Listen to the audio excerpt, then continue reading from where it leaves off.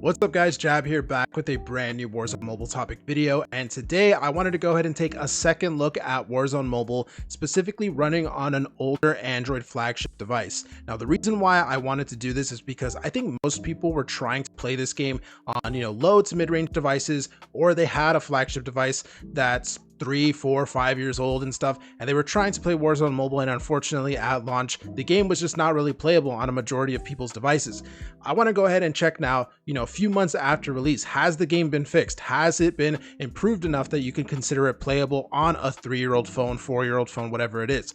I'm going to be using this Galaxy S21 Plus here. This is the US version, so it's going to have that Snapdragon 888. It's going to have, I believe it's 8 gigabytes of RAM, a 1080p 120 hertz display, although I do not think we're going to be getting 120 hertz in Warzone Mobile. But so I'm going to go ahead and check out some actual gameplay running on this phone. I will have an FPS counter so that you guys can actually see. I'm also going to be monitoring the temperature, because that is another thing that Warzone Mobile is infamous for, basically overheating phones, getting them to really uncomfortable temperatures and stuff like that. We're just going to go ahead and see what FPS can we get on a 3 to 4 year old flagship Android device. Have they fixed the game? Have they made it better? Or is it kind of, too late now? We should just move on and look forward to other things because they can't get it under control for Android. We're going to go ahead and see in just a second. Make sure to leave a like on the video if you do enjoy, and subscribe to the channel if you haven't yet.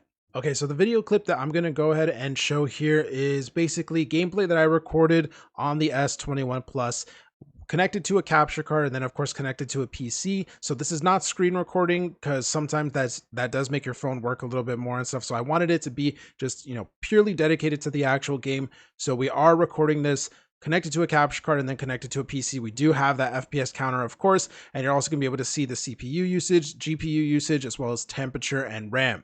So as you guys can see, just from the warm up alone, it's already heated up the phone to 43 degrees Celsius. I think when I plugged it in and I started this, it was already like at 33, 34 degrees Celsius. So it heated up about 10 degrees Celsius just in the warm up for this game, which is pretty crazy.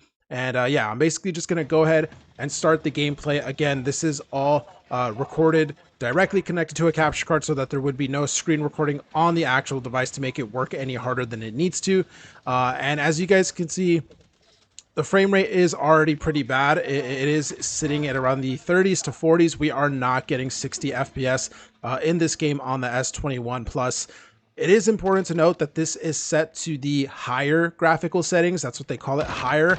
And then on top of that, it is set to the high frame rate option, which should be 60 FPS if the device, of course, could handle it. But in this case, as we can already tell at the beginning of the match, it can't. We're getting around 44, 47 FPS. The phone has already heated up to about 44 degrees Celsius, which isn't completely abnormal, but it is pretty high. I'm gonna go ahead and forward the actual video so that you guys can see we do actually start to notice a performance decline as time goes on, and I think it's mostly just due to the fact that the phone is heating up more and more.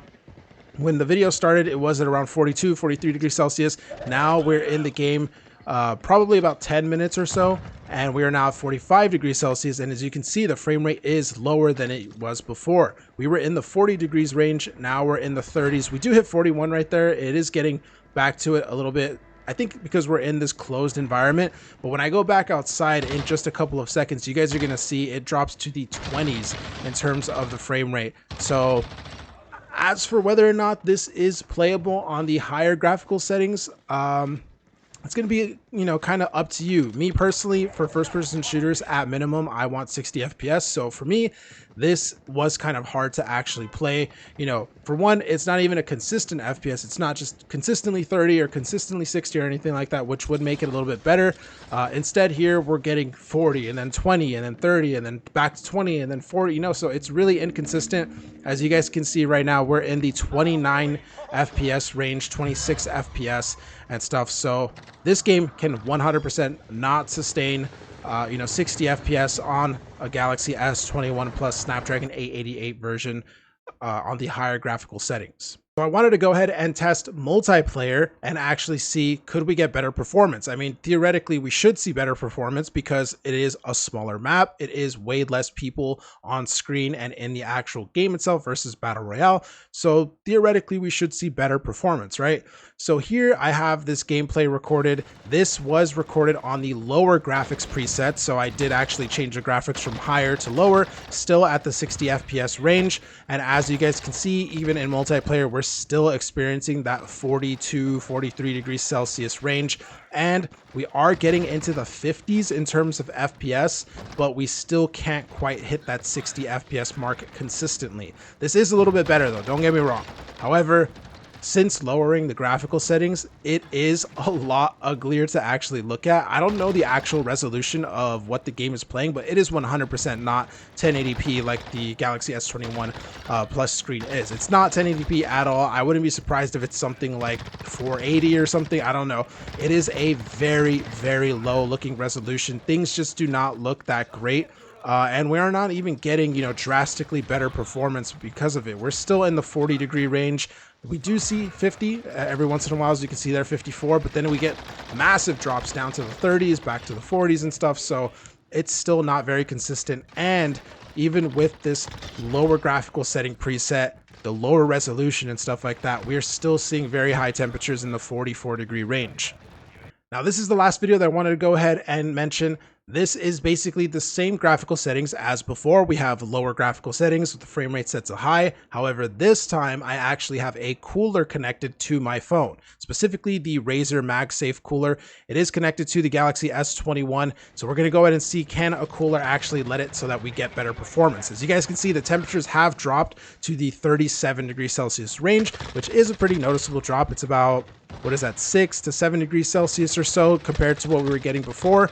And we're actually getting higher FPS, 58, 59, 60. So the performance is benefiting from this cooler being attached to the phone. However, as you guys are going to see, the temperature still keeps rising. Even with a cooler attached to the phone to keep it cool, it cannot maintain below 40 degrees Celsius temperatures. And I think that is the reason why we see these constant FPS drops and that inconsistent FPS in the actual gameplay. It's because the phone is basically just heating up, it's starting to throttle and stuff like that. And it's just unfortunate because even a cooler cannot keep it so that this phone can run the game consistently at 60 FPS. And you have to remember, this is multiplayer again. This is a small map, small amount of players. I imagine that the results would be even worse if we took it to, for example, Verdansk, where it's a much bigger map and a lot more players. You guys are going to see towards the end of this video, we did hit the 41 degrees Celsius range. We still are in the high 50s in terms of FPS, but it does drop. So overall, did they fix Warzone Mobile for Android, specifically for older Android phones? Me personally, I would have to say no. I know some people would consider this playable performance, but for me, I don't really think that this is playable, especially when I can play Call of Duty Mobile at 90 FPS on this phone. I can play Arena Breakout at 120 FPS on this phone and not really have the same issues that I have with Warzone Mobile. I don't have as ugly graphics in those games. I don't have as low resolution in those games. And then on top of that, I have better frame rates overall when it comes to those games versus Warzone Mobile. I know people are going to go ahead and defend Warzone Mobile saying, oh, well, the difference is that Warzone Mobile, the engine, it was made for PC and consoles. It was never made for mobile. So it's a lot more impressive that they got that to run on mobile in the first place.